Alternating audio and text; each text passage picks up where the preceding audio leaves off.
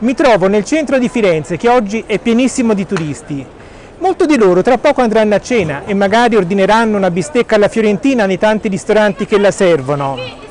Quello che non sanno è che per i veri fiorentini il piatto dell'estate è un altro. Si preferisce infatti una bella panzanella, un'insalata freschissima che si fa con il recupero del pane raffermo.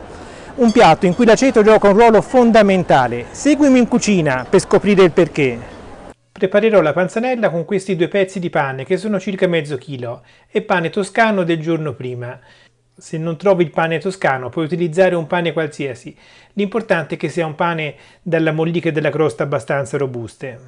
Taglio il pane a pezzettoni in questa maniera, non importa che i pezzi siano troppo piccoli, perché tanto il passaggio successivo è quello di mettere tutto quanto a mollo in una bacinella di acqua. Schiaccio bene il pane e poi lascio tutto da parte mentre preparo gli altri ingredienti.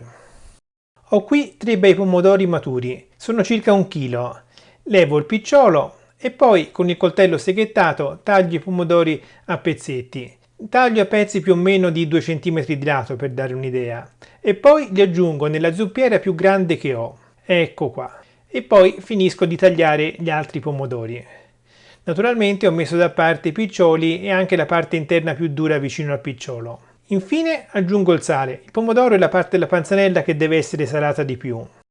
Adesso prendo una cipolla. Questa è una cipolla di Tropea. Non sarebbe proprio quella che indica la tradizione, ma va benissimo per la panzanella.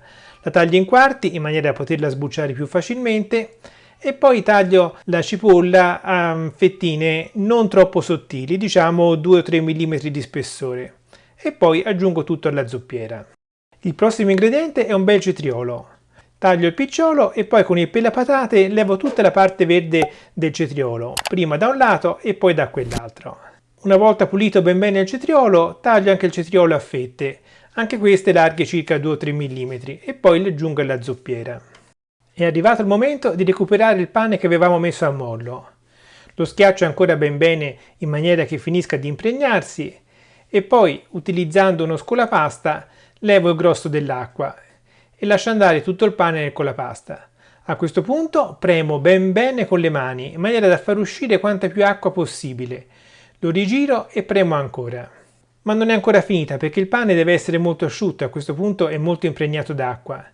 Per cui, prima di metterlo nella zuppiera, lo tengo da una parte e prendo una manciata di pane per volta, schiaccio per bene in maniera da levare l'acqua e poi lo aggiungo alla zuppiera, rompendo con le mani i pezzi di corteccia che sono rimasti troppo grandi.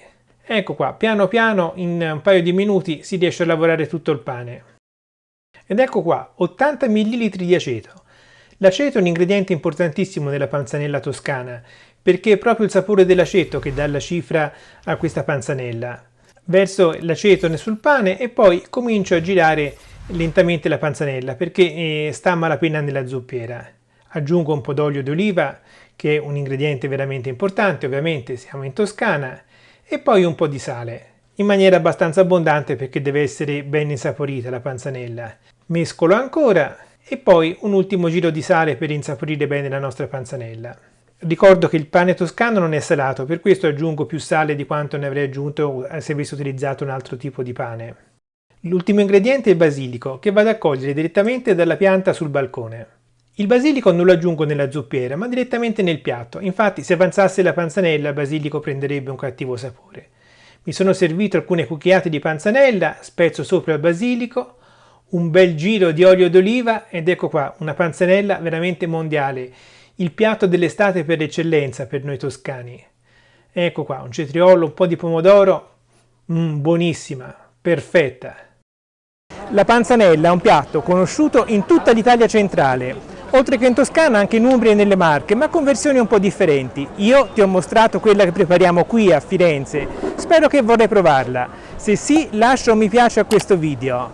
E qui accanto trovi altre ricette che spero possano interessarti. Dal centro di Firenze è tutto, alla prossima, ciao!